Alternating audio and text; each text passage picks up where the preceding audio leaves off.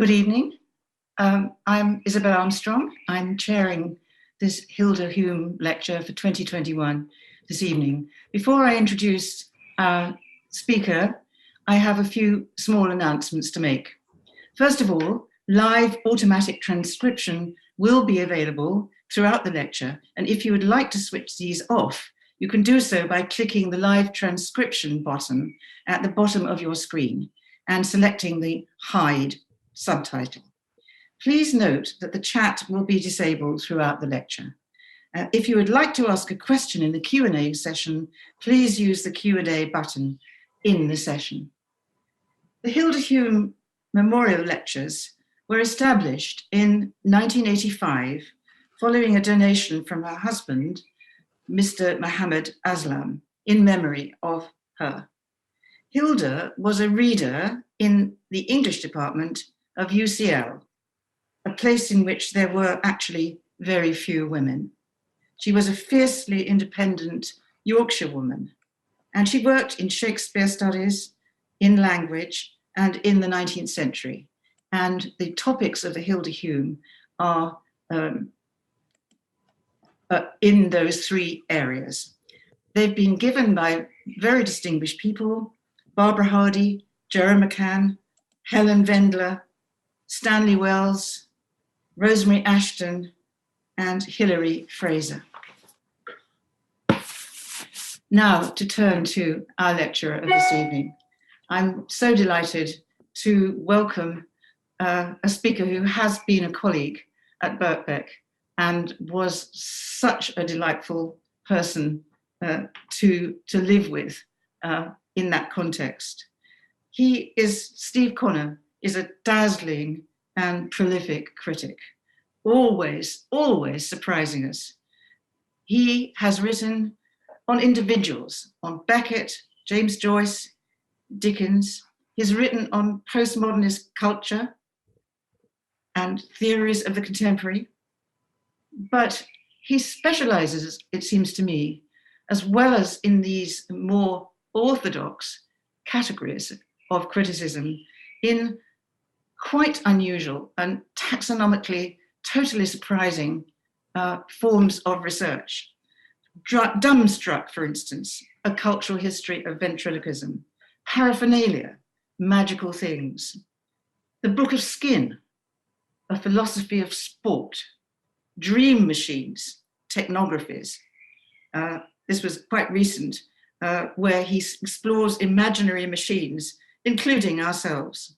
The book that I find most charming and extraordinary is the recent Beyond Words, with its curious subtitle of hisses and gurrs, and its chapter headings, which are the categories of noises beyond articulate speech.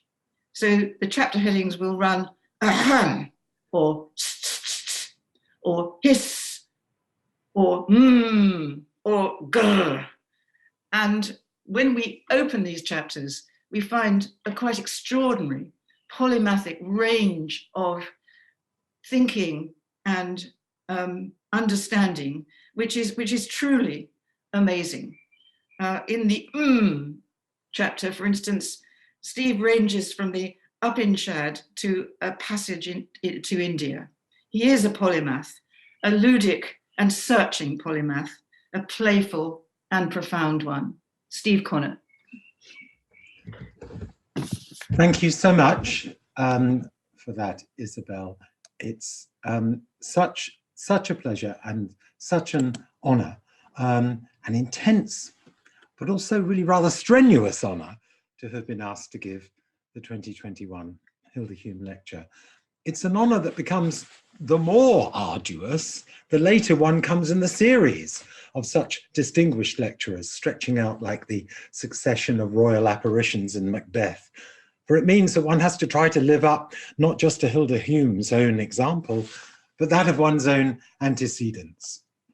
So my aim tonight is to talk about different kinds of work in Dickens's Great Expectations. In particular, the work of writing and writing, that is, writing with and without a G.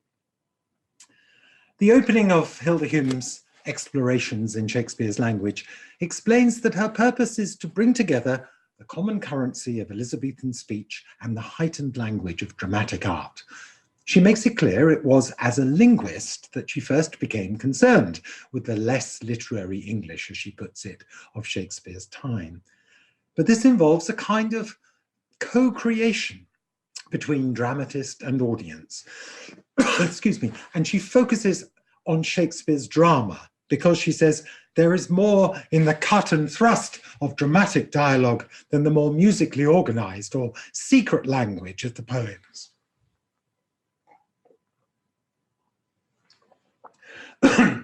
You'll have to excuse me, it's an absolutely glorious day here. I'm speaking from Cambridge, but it's brought out my hay fever. In a sense, she teaches us to apprehend the pressure on Shakespeare's work of an audience trained to strenuous listening and quick response, which Shakespeare could also assume to be, as she puts it, an audience in training. Hilda Hulme was more than usually aware of Shakespeare's extraordinary receptiveness to forms of popular language, remarking that his memory and recomposition of classical proverbs entered living into the quick forge and working house of his thought. The allusion she swiftly strikes out here is to the prologue to Act 5 of Henry V, in which the chorus invites the audience themselves to forge in thought the scene of the king's triumphant return to London, having refused the invitation of his lords to have borne his bruised helmet and his bended sword before him.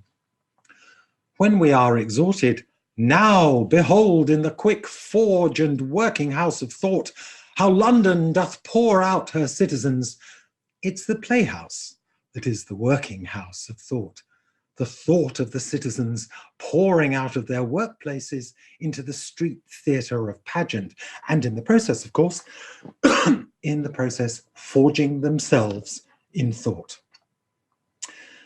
Dickens inherits from Shakespeare, I think, this sense of language as a kind of workshop, and in the process works away at the question of what work is and does. In Great Expectations, Dickens not only responds to the urgent gospel of work, of which the Victorians made so much, he also anticipates the metaphysical conundrums that have come more and more to attach to the question of work in our day. It's been said to live one day of Dickens's life would be enough to kill most people, and many people assume that it was indeed the unrelenting will to work of Dickens's life that may have hastened his own death. Dickens is not the only 19th century writer or artist to preoccupy himself with work, but perhaps no writer, in no writer is there so marked and sustained a communication between the representation of work and the work of representing it, Dickens's own work. Dickens is concerned obsessively, which is to say, he works at it without being able to stop working at it, meaning that in a sense it works at him, with the meaning of the means of production, to fall into the lingo of a vanished time. It's quite easy to see Dickens as G.K. Chesterton does, as a sort of one-man embodiment of industrial capitalism, who, says Chesterton, set himself far too much to be a sort of universal provider, to keep a huge factory of fiction roaring night and day, to keep in touch with his public like a big business with its customers. We must imagine Pip being born around 1803 and reaching maturity perhaps some 20 years before 1861, when Great Expectations was published.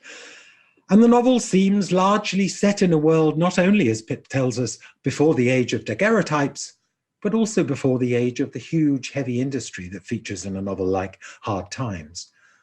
But it is marked by a concern with the nature of work that comes from what might be called the parallel industrialization of the soft work of government and administration and record keeping and finance, with writers being poised ambiguously between these two realms of the anvil and the desk. Great Expectations is built around the mystery of the fact of the profound, appalling discontinuity between the realms of physical and mental work, honest toil and fiction, forgery and fabulation, even as there is an unbreakable chain of links that connects them one to the other. The 19th century, as the high point of the Industrial Revolution as we know it, marked a parallel rise in the work of bureaucracy that ghosted and mimicked those corporeal processes of plying, smelting, and shoveling. The effort to extract the maximum of work and to understand the thermodynamic laws that governed it would lead William Thomson, later Lord Kelvin, to a formulation of the laws of thermodynamics that would make the hard work of physical transformation, moving weight through distance in the classical definition, and the soft work of sorting, counting, and statistical arrangement uncannily equivalent in what would come to be known in the 20th century as information theory. Animals, I think, cannot without sentimentality be said or thought to work. And for this reason, that work is the action of work informed by the idea of work, where the idea of work is no more than the idea that work can transform action into idea. There is, I'm afraid, no easy and once and for all denouement of this loop of recursion. This introduces into work the question which must always be in play when it's a matter of work, of whether the work in question is really work, honest toil, as we say, rather than dishonest simulation. We do not ask ourselves often enough, I think, why the test of work is not whether or how well it works, but rather whether it is real. A matter, therefore, not of physics so much as metaphysics.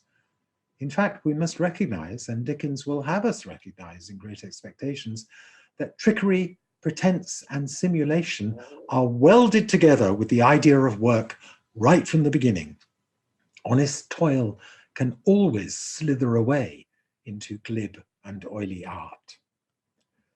The principle of what has been called the gospel of work was articulated by Thomas Carlyle when he said, "Properly speaking, all true work is religion," in 1843.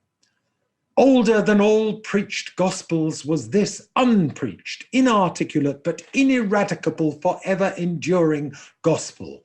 Work, and therein have well-being. The gospel of work is usually understood to mean that working is a kind of displaced worship or corporeal prayer in action, the orare of laborare. For Carlyle and others, it seems that work is the means to a life devoted to the principles of Christian morality, and even that work might come to play the role once played by religion. In the medieval world in which, as Carlyle wrote, our religion is not yet a horrible, restless doubt, still less a far horribler, composed cant, but a great heaven-high unquestionability, encompassing, interpenetrating the whole of life. Actually, though, I think this is a strange view of the medieval world, for we may see the industrialized prayer mills into which monasteries in Europe were transformed as an anticipation of just the kind of mechanization that the renewed religion of work in the 19th century was intended to combat.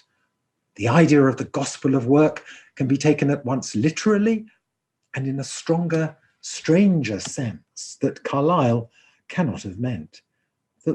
The idea of work may be identical with something like a devotional, even perhaps a positively mystical principle. One devotes oneself to the devotional action that work is. So the physics of work become imbued with the metaphysics of work. Ever since Walter Houghton asserted in the Victorian Frame of Mind in 1957 that the essence of religion for Christians and for agnostics, the meaning of life, came more and more to lie in strenuous labor for the good of society, the gospel of work has been seen as a kind of stay against religious doubt. From our position, the inverse must seem increasingly to be the case, namely that religion is invoked as a reassuring substitute and foundation for the essential emptiness of the mythos of work. Honest toil is intended to boil away the mists of doubt and uncertainty, but instead repeatedly brews up a kind of ergological mysticism. So I want to make out the shape of a sort of argument that Dickens makes about work in Great Expectations. It's a varying, uncertain, unconcluded argument. And it is, as so often, especially in Dickens, an argument forged not through propositions or consequences or exemplary instances, but the abuttings and adjacencies of physical objects, and especially in Great Expectations, objects that are subject to physical working.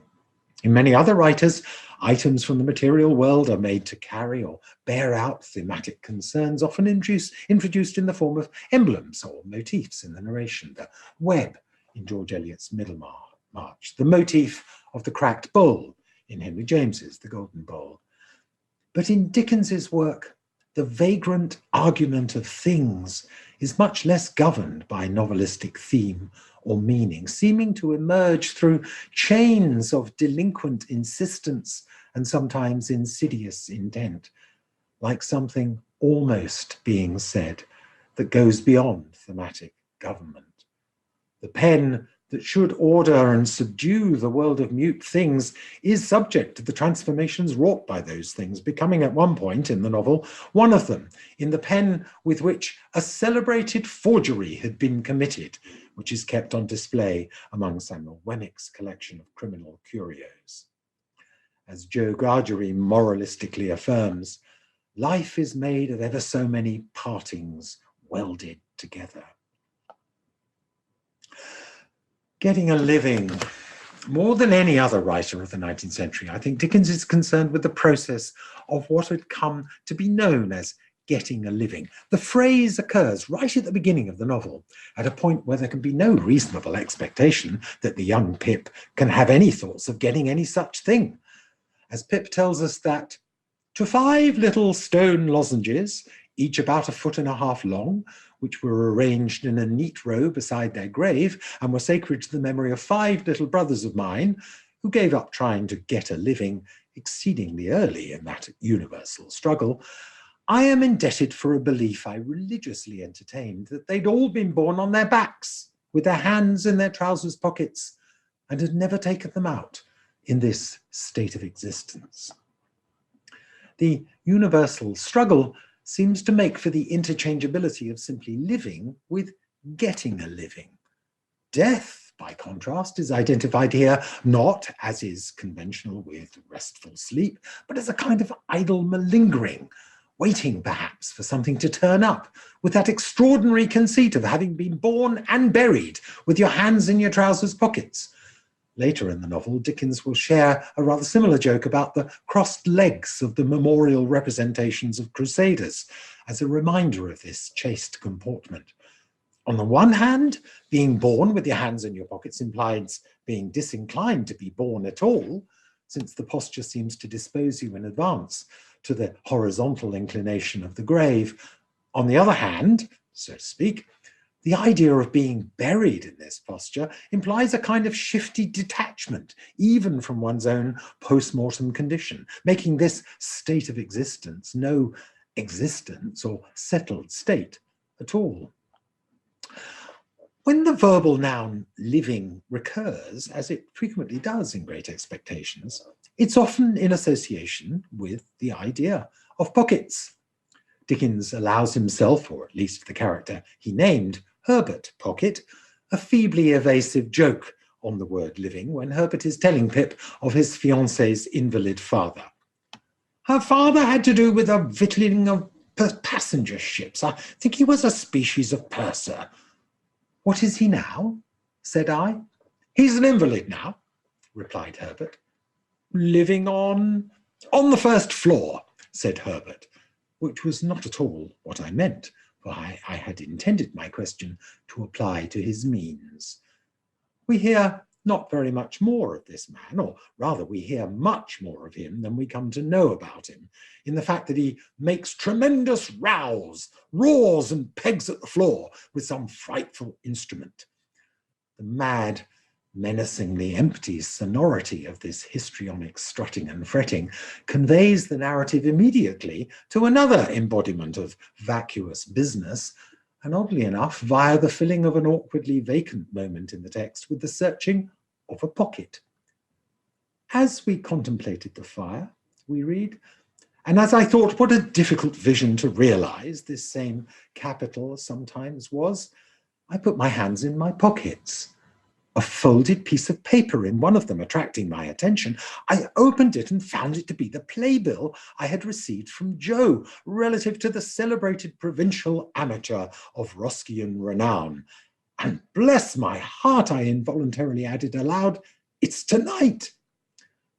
Living on the first floor and on no manner of business but stage business does indeed seem apt for Mr. Wopsle, whose chaotic performance of Hamlet Pip and Herbert will straightway take themselves off to see. Indeed, the roaring but spectral Bill Barley, living on the first floor, is paralleled by Mr. Wopsle's theatrical endeavours during the dinner at the Blue Boar that follows Pip's indenturing. We are told, rather late in the evening, Mr. Wopsle gave us Collins's Ode, and threw his blood-stained sword in thunder down, with such effect that a waiter came in and said, the commercials underneath sent up their compliments, and it wasn't the Tumbler's Arms. This chain of associations involving floors and making a living and hammering with sticks seems to include Miss Havisham, who deploys her crutch stick as she limps up and down her room in Satie's house in a kind of pantomimic parody of the hammer blows struck in the forge and on the stage by Mr. Wopsle. Hammer and crutch are brought together in the enigmatic rune that the brain-damaged Mrs. Gargery inscribes on her slate after she has been attacked. Again and again and again, my sister had traced upon the slate a character that looked like a curious T, and then with the utmost eagerness had called our attention to it as something she particularly wanted.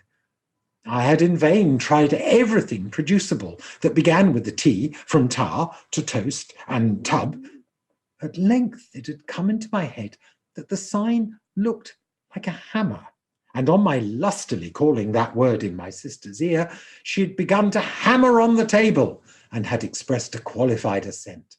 Thereupon I brought in all our hammers, one after another, but without avail.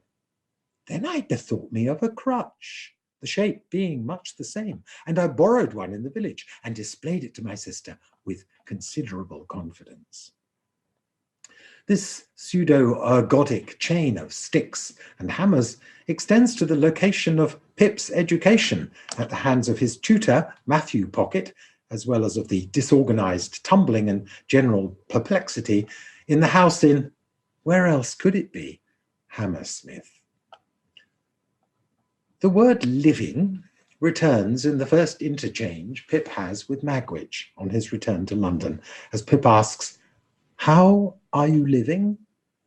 And then it recurs again in Magwitch's way of beginning his narrative of his life. I first became aware of myself down in Essex, thieving turnips for my living. The simple words which Pip speaks in the closing interchange with Estella in the novel establish the condition which he has laboriously achieved by that point. I work pretty hard for a sufficient living, and yes, I do well.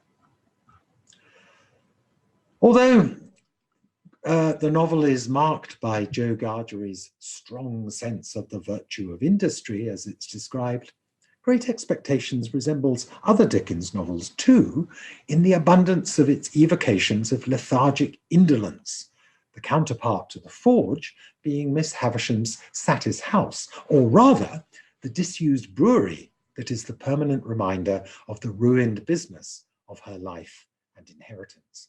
Dickens takes care to have Herbert Pocket tell us that Miss Havisham's father was a country gentleman down in your part of the world. It was a brewer. I don't know why it should be a crack thing to be a brewer, but it's indisputable that while you cannot possibly be genteel and bake, you may be as genteel as never was and brew. You see it every day.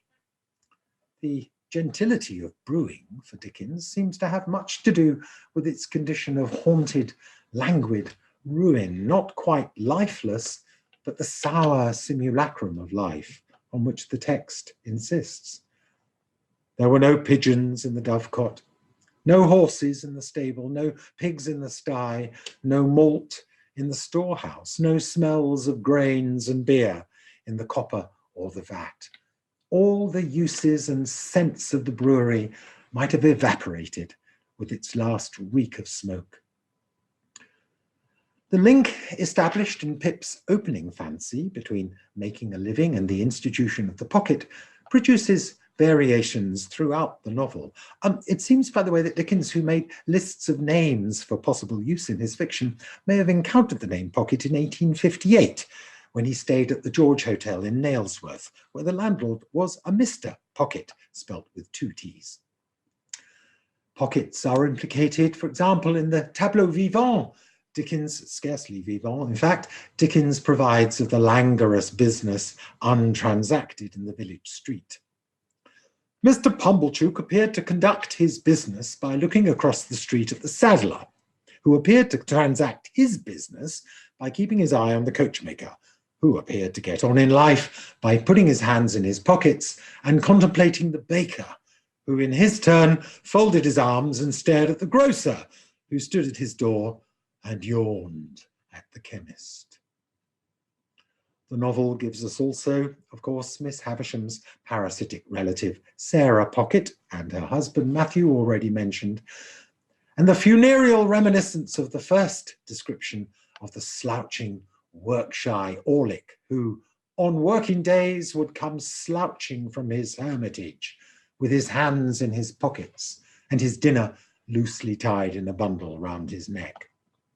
Bentley Drummle is also characterized by the hands in pockets posture, and pockets are also implicated in the business of financial speculation or the pseudo-industrious indolence enacted by Herbert Pocket himself.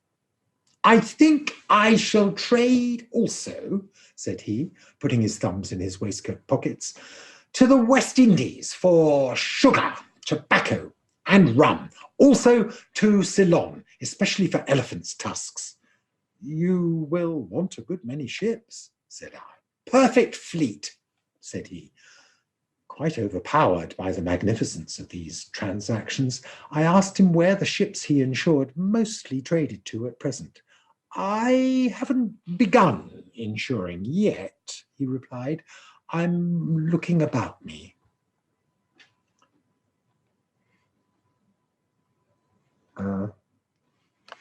On that very word, my contact lens has moved to an unhelpful corner of my eye. So please excuse me as I store it to the position it needs to be.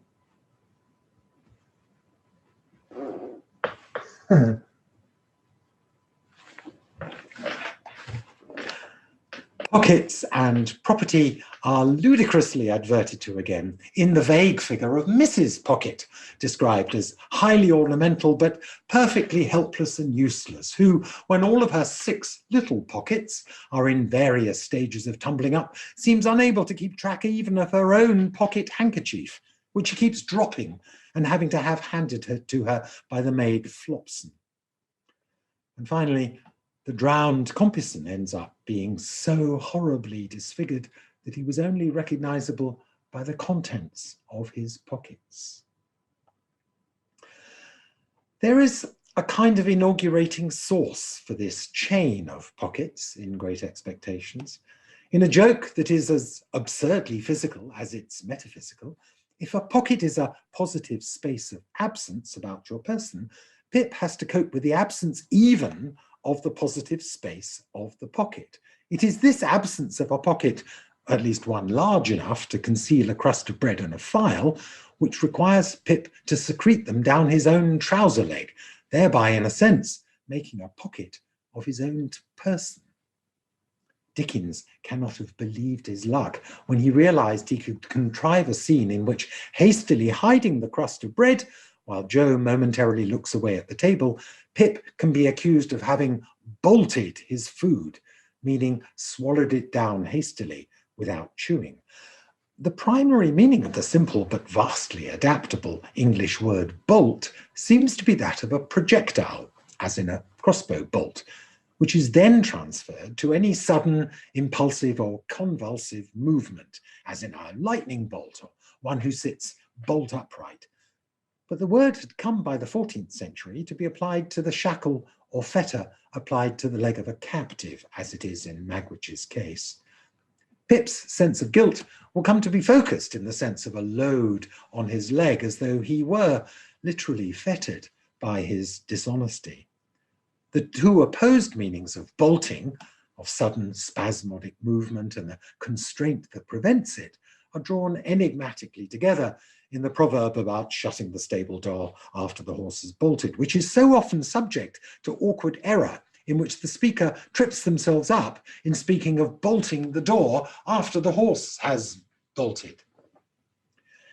And in fact, horses, now I come to mention them, are also caught up in the play of appearance and apparition in Great Expectations.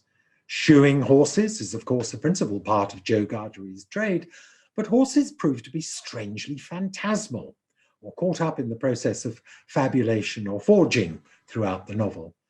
Partly in desperation, partly in mischievous revenge during his interrogation by his sister and Pumblechook, Pip conjures up a Gothicized Cinderella scene involving Miss Havisham sitting in a black velvet coach. "Where was this coach, in the name of gracious?" asked my sister. "In Miss Havisham's room." They stared again. "But there weren't any horses to it." I added this saving clause in the moment of rejecting 4 richly caparisoned coursers, which I had had wild thoughts of harnessing. Pip then will later tell us that in the night before his departure for London, there were coaches in my broken sleep going to wrong places instead of to London, and having in the traces now dogs, now cats, now pigs, now men, never horses. The blending of the actual and the spectral in the idea of the horse returns in Magwitch's account of his Great Expectations for Pip. "I mustn't see my gentleman a-footing it in the mire of the streets. There mustn't be no mud on his boots. My gentleman must have horses, Pip. Horses to ride and horses to drive, and horses for his servant to ride and drive as well. Shall colonists have their horses? And blood 'uns, if you please, good Lord. And not my London gentlemen? No, no. We'll show 'em another pair of shoes than that, Pip, won't us?" As well as being bound up with alternating conceptions of horsepower, there is an inherence of opposites in the name of the building that adjoins the house that Pip occupies and the occupation that constitutes the expectation in which it has been raised, the forge. The work of forging is associated early in the novel with the work of making links or ligatures, when Joe is set to work by the soldiers to repair a defective set of handcuffs that are intended to constrain the escaped convict once caught. Forging is, of course, the process of making things, but is more particularly the process of making them up, in the sense of pretending to make them or joining them together.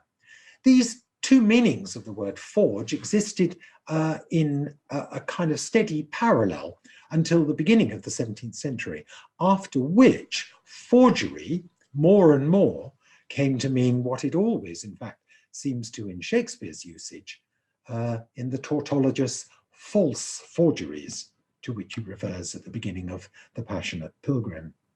Indeed, since about the middle or so of the 16th century, the word forge, meaning to make, frame, or construct, has narrowed its semantic range, retaining its primary meaning only really in application to the specific kind of labor represented by the blacksmith's occupation.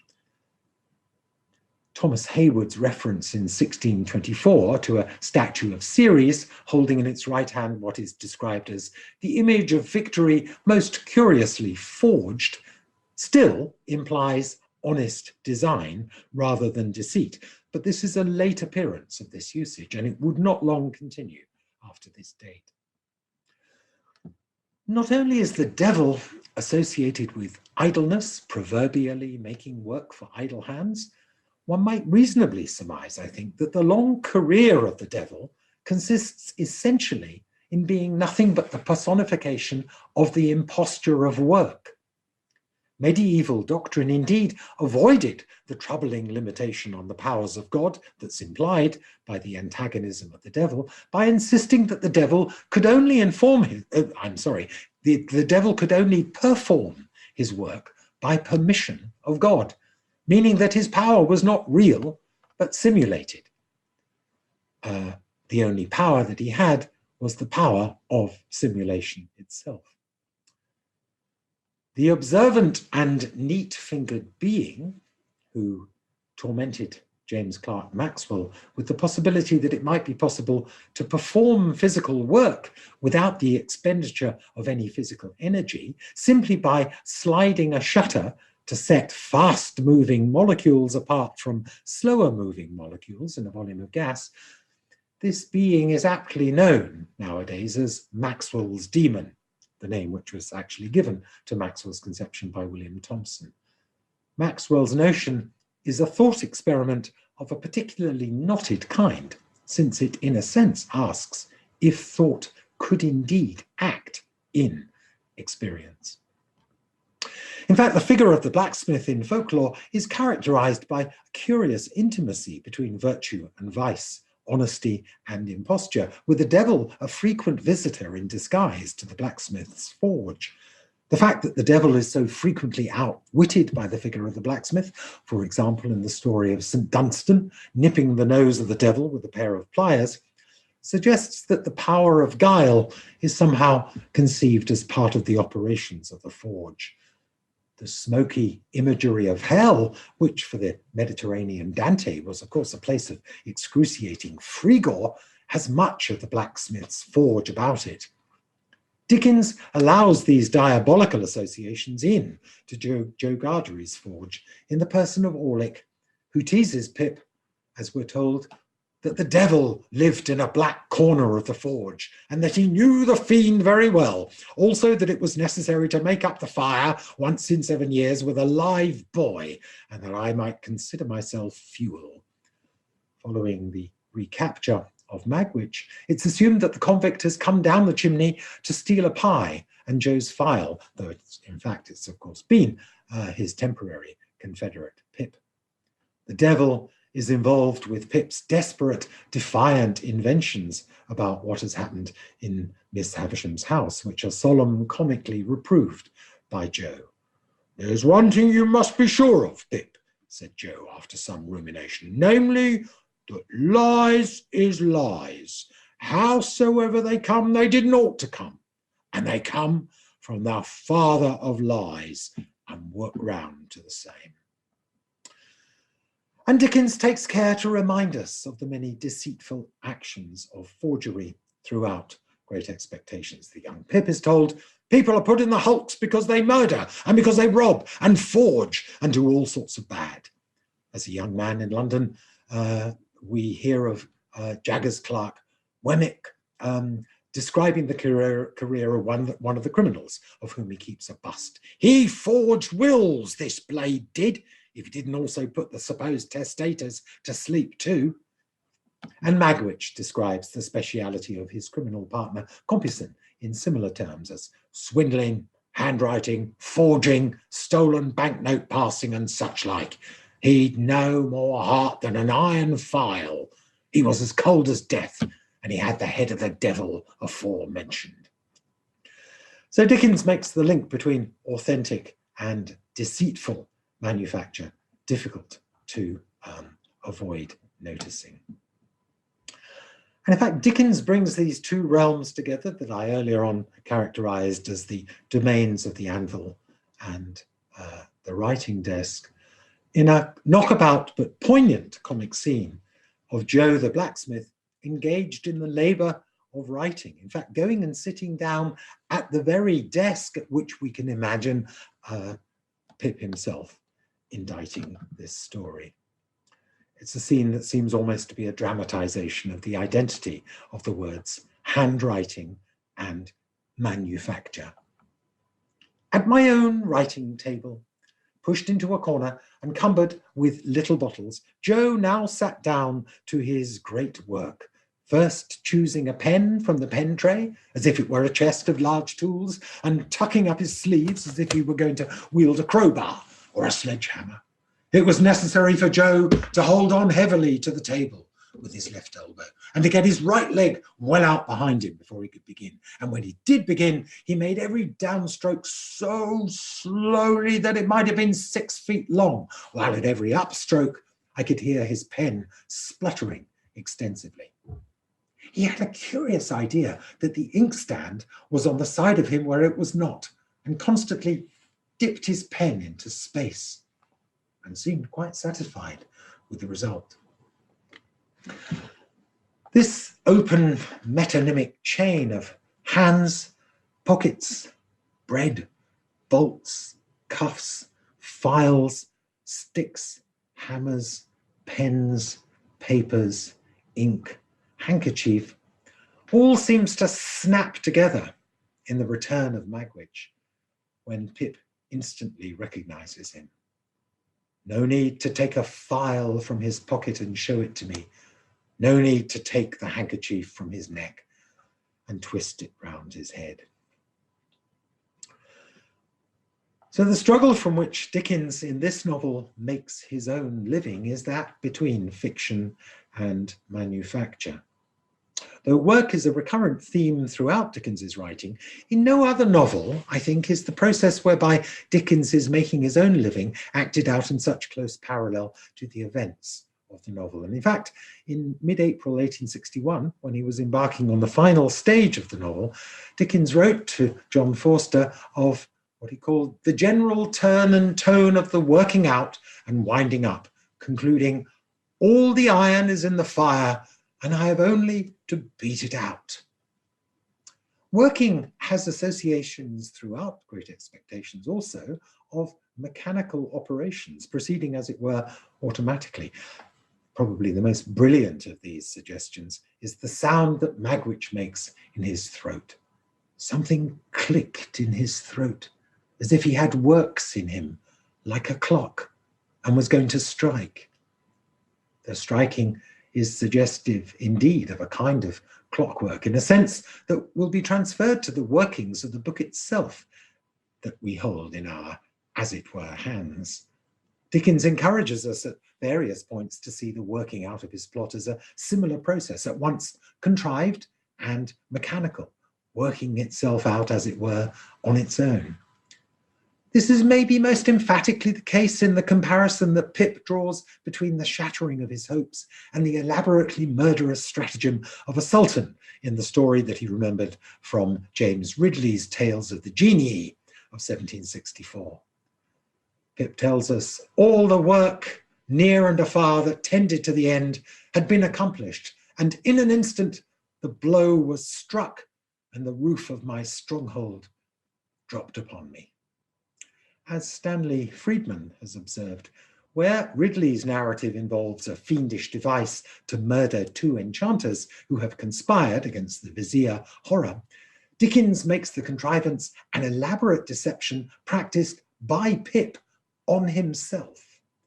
In being permitted or compelled to participate in the working out of Pip's self-understanding, the reader, any reader, is also compelled to flick or click through the gearings of Dickens's plot. And a final link in the chain of these substitutions is provided by a little joke about his own upbringing that Dickens includes when Joe Gargery arrives in London to visit Pip and is asked whether he's had time to see anything of the city. "Why, yes, sir," said Joe. "Me and Watzel went off straight to look at the blacking warehouse, but we didn't find it come up to its likeness in the red bills at the shop doors. which I meant to say, added Joe in an explanatory manner, as it is there drawed to architectural. In fact, this is not the mythical blacking factory owned by Jonathan Warren, which represented for the young Dickens the death of all his hopes, as he thought, of making a fine and eminent living for himself. That establishment was the rat-infested building at Hungerford Stairs, while Joe has been made to visit the rather grander establishment owned by Robert Warren in the Strand, with whom Dickens's employer had what John Forster described as a rivalry carried to wonderful extremes in the way of advertisement.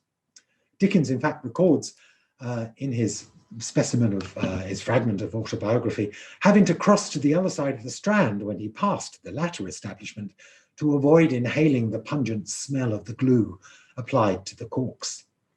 Once again, the writer's craft is here associated with a certain self-disguising as well as a self-betraying guile.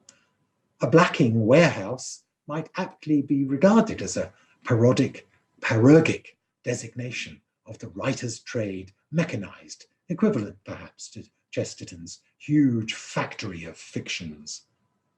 Readers would not be equipped to appreciate Dickens's joke until the appearance of the short fragment of autobiography in the first volume of John Forster's biography in 1872, which in fact concludes with the words, "I know how all these things have worked together to make me what I am." Work is a serious affair, of course, and perhaps in some illuminating sense, work is seriousness itself. Walter Houghton's discussion of the Victorian gospel of work is part of his chapter on earnestness, which is nowadays not the sort of topic that people are intellectually disposed or equipped to count as a serious topic. But it seems likely that both religion and work themselves are best, or at least most absorbingly understood as earnests, pledges, or placeholders of the importance of being earnest. Work is important, of course, because it appears to get things done in the way that's necessary to sustain very large numbers of human beings in the ways they take it for granted that it is important they are sustained.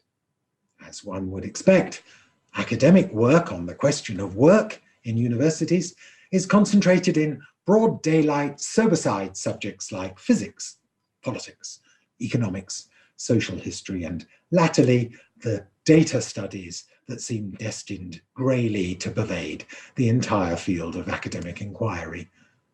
But the topic of work is more properly, I think, the province of subjects equipped to pay attention to faith operations and dream theatres, and the importance accorded to forms of importance, which is to say subjects like literature and philosophy and what other kinds of inquiry might make it their business to make sense of the workings of collective psychopathology, or that phantasmal fusion of the thermodynamic and the thaumaturgic we might name thermodynamics.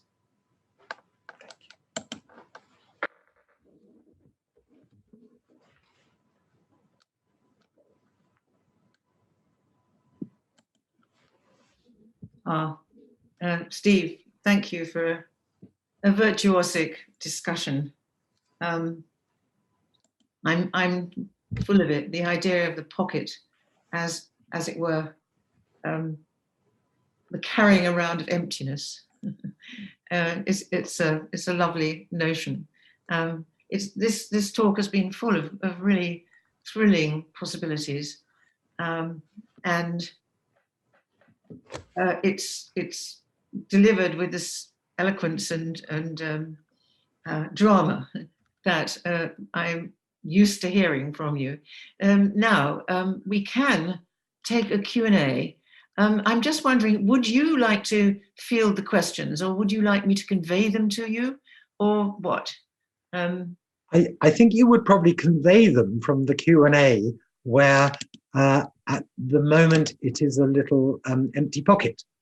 Oh. But I'm happy to to have any questions or comments that anyone. Yeah, there are no open questions yet, but I think people might still be thinking through the virtuosity of your talk and wondering about it. While that's happening, I want to ask you about another thing that has occurred to me as I read the novel this time. I was triumphantly aware of pockets in my last reading, and so slightly sad that you had superseded me. But one of the things that seemed to go obsessively through the novel are the decoration of the extremities, shoes in particular, shoes everywhere, from the shoes, the shoe of Miss Havisham's shoe round her deserted dressing table, to the man whom they meet on their journey up the Thames in an attempt to get Magwitch out of the way, who has boastfully talks about wearing a drowned man's shoe. And I just wonder, the boots of the serving boy whom Pip hires and doesn't know what to do with. Does the shoe in any way seem to you to match up or correlate with any of these metonymic images that you've mentioned? Yes. The hammer, the pocket. I just wonder if it's a different series, or whether it's perhaps something that relates to this wonderful conjury of words. You're absolutely right. I mean, Pip is painfully aware not only of this sort of spectral weight that he's carrying on his leg, but also of his heavy shoes.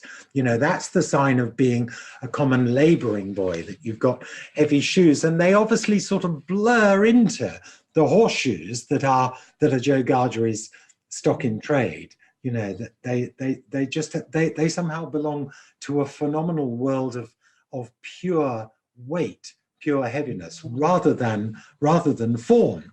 And yes, I had actually. I think one could very well make out a whole little kind of genealogy of shoes.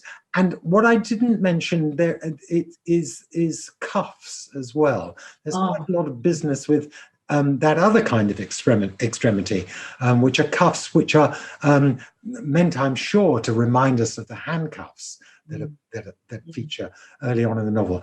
More and more, whenever I read Dickens, I get the feeling that I know at least a little part of what it was like to be Dickens writing these things, which I think was absolutely not a process of trying to work through ideas, things, or arguments, but a process rather of improvising, sort of juggling with imaginary objects and with making them speak to and work with each other in these open, interlinking kind of series. There is probably some sort of play that I've not noticed with hats, since hats are the opposite of shoes and signify, you know, for Beckett, for example, the hat is the cerebral part of being rather than the corporeal part of being. For Carlyle in Past and Present, that I quoted in 1843, a great sort of source of Victorian thought about the nature of work, Carlyle has great fun with the advertising stunt of the man who, instead of devoting himself to making hats of fine manufacture, devotes himself to the 7-foot hat, which is presumably a hat that is being cycled around London as a kind of advertising display, which belongs to the world of sham rather than actual labour. I can see a couple of questions that are coming. I see that there are a couple of questions. Let me see. I'm not quite sure what I have to do with them. I think I have to. There's one from Claire Leese, who says, "Thank you so much for that brilliant lecture. You have made a powerful case for the work of criticism. Could you say a bit more about a related issue, the work or is it pleasure of reading Dickens in particular? Yeah. I mean, it's one of the things, all disciplines are characterized by the things that they don't notice about what they do, that they set aside, that everybody else knows. So everybody else outside the guild of literary study knows why people read and write books for fun. We do know this, and we get a lot of fun ourselves. It's just, I think we feel a little bit kind of squeamish about it. So we do turn it into a very earnest kind of affair, the matter of reading. But the reason why I continue to do this kind of thing 40 years after having taken it up is because it's the best fun that it is possible to have. And the best fun because it is the most laborious kind of fun. There's a moment in Great Expectations when Pip is being sent to play in a rather grotesque way at Miss Havisham's. And he wonders how he's going to do this. And his sister says, he'll play or I'll work him. So, you know, playing and working are very close in this respect. And in a certain sense, you know, this is the thing that children know about playing, that play is no fun at all, unless it's, you know, something that is something in which you are absorbed as deeply as any action of working. And then Catherine Waters has wondered about women's work, and there is no doubt at all that included in the kind of conspectus of different kinds of working, in which the question of whether it is work or not, or honest work or not, are the various kinds of female work, female service, which of course are so important a feature of the 19th century, and which in a certain kind of sense we have inherited, at least since the Second World War, with the enormous growth of what is called the service industry, characterized by the thing that people call emotional labor. So it does seem to me that Dickens in this respect and in others is asking the question that we are more puzzled by than ever as to what is work and what is its importance. You know, if our attention can be harnessed by Amazon, if our sheer, you know, if watching cat videos is a way of working unconsciously for Amazon, what is work after all? And of course, women's work has been caught up in this kind of, well, it can't be work because it's a special kind of devotion, and if you were to be paid for it, that would somehow kind of cheapen it, you know. I think we have time for just one more question, and that's from Miriam. Wonderful talk, and thank you for the marvelous reading out of passages. Dickens's humour really showed in the small interchange about not yet insuring ships. I wonder if you can comment on how Dickens viewed his own work or the working world in general with an eye out for the comic. Yes, I mean, I do think that there is something exploitative about the business of comedy and having an eye out for the comic that Dickens was comically attuned to. That in a certain kind of way, making people laugh at the world is a sort of putting of the world to work in appearance and representation in the way in which Dickens so kind of insistently does, in a way that other kinds of writing don't seem to be. I do think that there is a link there. And I think that one of the most important things about Dickens, and one of the things that Dickens helps us understand, other writers do as well, I think actually Shakespeare does as well, is that he makes us understand that work is really not the opposite of all the things that it's held to be the opposite of. You know, that, I mean, the fact that the comedy is held to be more mechanical than tragedy is very much part of that, that there is a particular kind of impassioned mechanism that's involved in comic writing, that means, you know, it means it absolutely has to work, as we say, or it doesn't work at all. So I do think that that's a very interesting insight into Dickens's understanding. With that, we will have to close this session. I'd like to thank you for a magnificent and again, virtuosic talk. And I'm sure that everybody has found these insights leading to further insights. That's the wonderful thing about the kind of talk you give. So thank you very much. And thank you, the audience, for offering such lovely questions. Thank you very much, everybody. Good night.